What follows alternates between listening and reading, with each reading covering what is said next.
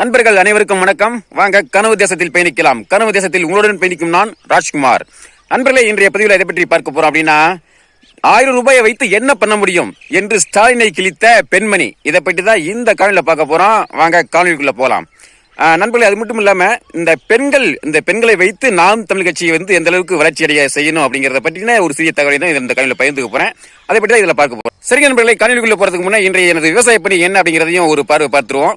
ஏன்னா ஒவ்வொரு காணொலியும் தொடக்கத்துல இந்த மாதிரி விவசாயத்தை பற்றி வேற பேசுறானே, நம்ம அரசியலை பற்றி தானே நம்ம பார்க்க வந்தோம், இவன் விவசாயத்தை பற்றி பேசுறானே அப்படிங்கிற மாதிரி நீங்க சில பேர் நினைக்கலாம். அதாவது நாம் தமிழ் கட்சி, விவசாயம், இந்த இரண்டுமே ஒன்றுக்கொன்று பின்னி பிணைந்தது. அது ரத்தமும் சதையும் போல. இன்னைக்கு நாம் தமிழ் கட்சியினுடைய முக்கியமான கொள்கையே விவசாயம் தான். அப்படிங்கும் போது நானும் ஒரு அடிப்படையில ஒரு விவசாயி அப்படிங்கறதுனாலதான் நான் விவசாய பணியை பற்றி, எனது அன்றாட விவசாய பணியை பற்றி நான் தொடக்கத்தில் பகிர்ந்துக்கிறேன். இது எத்தனை பேர் நீங்க விரும்புறீங்க அப்படிங்கிறது எனக்கு தெரியல. சரி நண்பர்களே, இன்றைய விவசாய பணி என்னன்னா பாத்தீங்கன்னா, ஒரு காட்டுல இன்னைக்கு குத்தகை காட்டுல வெங்காயம் பிடுங்குற வேலை, இன்னொரு காட்டுல கடலை போட்டிருக்கேன். அது வீட்டு செலவுக்கு வெங்காயத்தை பிடிக்கிட்டு கடலை போட்டிருக்கேன். அதற்கு 2வது தண்ணி, செளி தண்ணி கட்டணும். அப்புறம் வெங்காயம் பிடுங்கி போட்டு கிடக்குது, அதே காட்டுல வெங்காயம் பிடுங்கி போட்டு கிடக்குது. அதை அள்ளி கொட்டணும், பற்ற வைக்கிறதுக்கு அள்ளி கொட்டணும். அப்புறம் பார்த்தீங்கன்னா, இப்போ இந்த காட்டில் தக்கப்பூண்டு விதைச்சு இப்போ கிட்டத்தட்ட ஒரு வாரம் ஆகுது. இதெல்லாம் தக்கப்பூண்டு விதை முளைச்சி வந்துகிட்டு இருக்குது. இதற்கு நாளிலிருந்து தான் தண்ணி கட்டணும். இது அதுக்கப்புறம் அடுத்த வேலை. இப்படி பார்த்தீங்கன்னா அடுத்தடுத்து வேலைகள் தொடர்ந்து இன்னும் ஒரு 10 நாளைக்கு தான் அந்த அடுத்து தொடர்ந்து வேலைகள் இருந்துகிட்டே இருக்கு. அதனால தான் என்னால் உட்கார்ந்து கூட இந்த காணொலி பதிவு பண்ணுறதுக்கு நேரம் இல்லை. காலையில் எழுந்து வந்த உடனே இப்போதான் பொழுது முளைச்சி வந்துகிட்டு இருக்கு, பனி பெஞ்சிட்டு இருக்கு. வந்த உடனேயே சரி இன்று ஒரு பதிவு பண்ணணும் அப்படிங்கிற தான் நின்றுகிட்டே இப்போ இந்த காணொலியை நான் பதிவு பண்ணிட்டு இருக்கேன். இப்போதான் நமது விவசாய பணிகளுக்கு இடையில நமது இந்த அரசியல் பணியும் போயிட்டு இருக்கு. சரி நண்பர்களே, வாங்க இப்போ நேராக விடயத்துக்குள்ள போயிடலாம். அதாவது முதல்வர் ஸ்டாலின் மக்கள் சேவை அரசியல் பண்றாரோ இல்லையோ, விளம்பர அரசியலை பயங்கரமா பக்காவா பண்ணிட்டு இருக்காரு. அதாவது மக்களுக்கு நல்லது சரியா இல்லையோ, ஏதோ ஒரு தனக்கு இருக்கக்கூடிய அந்த ஊடக பலத்தையும் பண பலத்தையும் வச்சுக்கிட்டு தான் அதை செய்யறேன் இதை செய்யறேன் அப்படிங்கிற மாதிரி பிம்பத்தை ஏற்படுத்தி கட்டமைச்சுக்கிட்டு இருக்காரு. அந்த வகையில சமீபத்தில் ஒரு காணொலி வெளியிட்டு இருக்காரு. இளைஞர்கள் எல்லாம் எனது ஆட்சியை பார்த்துட்டு என்னை அப்பா அப்படிங்கிற மாதிரி சொல்றாங்க அப்படிங்கிற மாதிரி அறிவிப்பு வெளியிட்டு இருந்திருக்காரு. அதுக்கான சீமான் அவர்களும் ஒரு தரமான ஒரு பதிலடி கொடுத்திருக்காங்க. எந்த அப்பன் தனது பிள்ளைகளை எந்த இளைஞர்கள் குடிக்க வைக்கிறான், தனது மகனை குடிக்க வைக்கிறான் அப்படிங்கிற மாதிரி தரமான ஒரு சிறுபடி கேள்வி கேட்டு இருந்தாங்க. உண்மையிலேயே ஸ்டாலின் முதல்வர் அவர்களுக்கு இந்த மாணவர் ரோசம் இருந்ததுன்னா இதுக்கெல்லாம் வெட்கி தலை குனியணும். இப்படி ஒரு பதிவு போட்டதுக்கே வெட்கி தலை குனியணும். அதெல்லாம் இருக்குமாங்கிறது சந்தேகம் தான். சரி, அதை விட்டுருங்க. இது பற்றி நாம் தமிழ் கட்சி ஆதரவு வலையொலியான முதல்வன் வலையொலி மக்களிடம் கருத்துக்களை கேட்டிருந்தாங்க. அதுல சில பெண்மணிகளும் தங்களுடைய கருத்துக்களை கேட்டிருந்தாங்க. இந்த மாதிரி முதல்வர் ஸ்டாலின் 1000 ரூபாய் இலவசமா தராங்க, இலவச பேருந்து பயணம் தராங்க. இப்ப இதெல்லாம் இதனாலதான் இளைஞர்கள் தன்னை அப்பான்னு அழைக்கிறதா சொல்லி சொல்றாரு. இதை பத்தி நீங்க என்ன நினைக்கிறீங்க அப்படின்னு கேட்கறதுக்கு, ஆமா, இந்த 1000 ரூபாய் வச்சு என்ன பண்ண முடியும்? எங்களுக்கு ஒரு நாளைக்கு டீ குடிக்கிறதுக்கே டீ செலவே 200 ரூபாய் 300 ரூபாய் அப்படிங்க ஆகுது. இதை வச்சு நாங்க என்ன பண்ண முடியும்? இந்த 1000 ரூபாய் வச்சு நாங்க என்ன பண்ண முடியும் அப்படிங்கிற மாதிரி சரமாரியா கேள்வியில கேட்டிருந்தாங்க.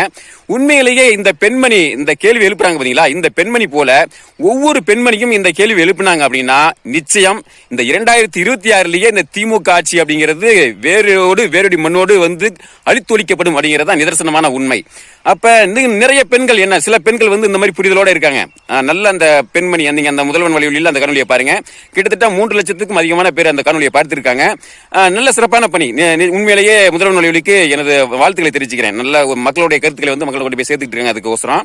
அதனால இந்த பெண்மணி போல ஒவ்வொரு பெண்மணியும் விழிப்புணர்வோடு இருந்தாங்க அப்படின்னா நிச்சயம் இந்த திமுக ஆட்சி அப்படிங்கிறது தொடராது. ஏன்னா அவங்ககிட்ட இந்த திமுக அப்படிங்கிறது தங்கிட்ட இருக்கிற பணபலம், இந்த ஊடக பலத்தை வச்சுட்டு தான் ஒரு பொய் பிம்பத்தை வச்சு கட்டி எழுப்பிக்கிட்டு தான் இன்னைக்கு இந்த ஆட்சி ஓடிட்டு இருக்காங்க. அடுத்து திரும்ப ஆட்சி வரணும்னு நினைக்கிறாங்க. அதனாலதான் இந்த மாதிரி பண்ணிட்டு இருக்காங்க. ஆனா இன்னும் பல பேர் இன்னும் அரசியல் புரிதல் இல்லாம, ஒரு விழிப்புணர்வு இல்லாம 1000 ரூபாய் தராங்களா, அந்த 1000 ரூபாய் பெரிய விடயமா பேசிட்டு இருக்காங்க. 1000 ரூபாய் விடயத்தை, இந்த 1000 ரூபாய்ங்கிறத என்னமோ ஒரு சாதனை மாதிரி அதை பேசிட்டு இருக்காங்க.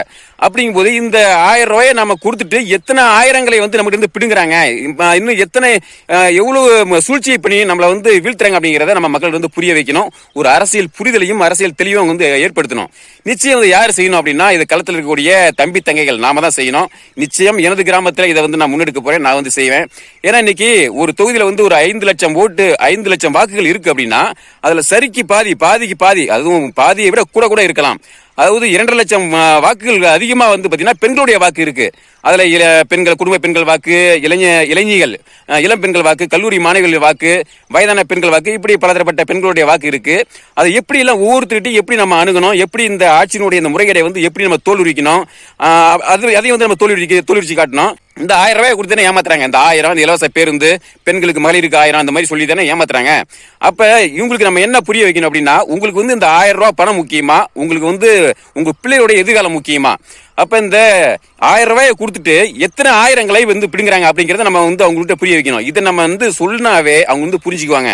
அதாவது நம்ம சொல்லுவோம், நம்ம இந்த பெண்கள் வந்து 1000 ரூபாய் காசு வாங்கிட்டு ஓட்டு போடுறாங்க, இலவசம் வாங்கிட்டு ஓட்டு போடுறாங்க அப்படிங்கிற மாதிரி நம்ம விமர்சனம் பண்றோம்.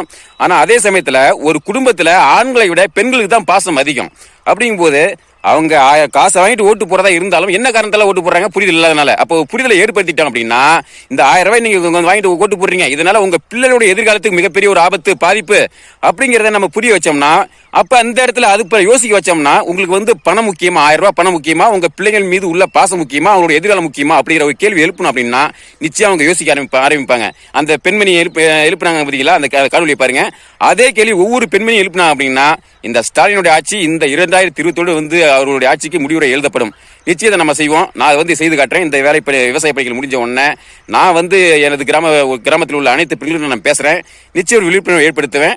இதை வந்து அனைத்து நமது கட்சி உறவுகளும் முன்னெடுத்தோம் அப்படின்னா நிச்சயம் பெண்களுடைய வாக்கு, ஒட்டுமொத்தமான வாக்கு, முக்கால்வாசி வாக்கு நமக்கு ஆதரவாக வரும்.